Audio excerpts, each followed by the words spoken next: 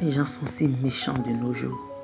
Pour des likes, pour des vues, pour des partages, pour des commentaires, les gens sont prêts à tout, même du pire. Se moquer d'une personne parce qu'elle n'a pas d'enfant, c'est profondément irrespectueux, mes frères et mes soeurs. Nous ignorons totalement la peine des gens, les raisons cachées derrière le manque d'enfantement. Parce que le plus souvent, ça peut être simplement un choix que quelqu'un fait de ne pas avoir d'enfant. Dans ce cas, on rend gloire à Dieu parce que c'est son choix. Mais pire, ça peut être une épreuve médicale. Mes frères, mes soeurs, africains, parce qu'ici, en Occident, les gens ne le font pas. C'est là-bas en Afrique que les gens, la belle famille peut rejeter une femme parce qu'elle n'a pas d'enfant. Les amis, les connaissances, les collègues peuvent se moquer d'une personne parce qu'elle n'a pas d'enfant. Qu'est-ce que vous avez à piétiner une personne qui est déjà par terre? Mes frères. Mais bref, peu importe la raison,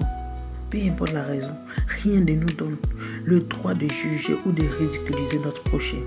Car sachez-le, parce que la dignité d'une personne ne dépend pas de sa capacité à avoir des enfants. Est-ce que vous le savez? Le bonheur, la joie, la dépendance d'une personne ne dépend pas forcément de sa capacité d'avoir un enfant. Si une personne est heureuse, même si elle n'a pas d'enfant, nous devons l'encourager et non l'enfoncer davantage. Alléluia. Toi qui as des enfants, qu'est-ce qui prouve que les enfants que tu as feront ton bonheur plus tard?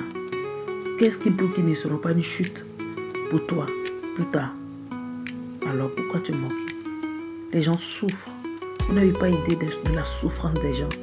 Quand vous ne pouvez pas leur apporter un mot de réconfort, taisez-vous. Il ne faudrait pas que les réseaux sociaux vous rendent fou, folle, rien que pour avoir des vues, mes frères et mes soeurs. Alléluia.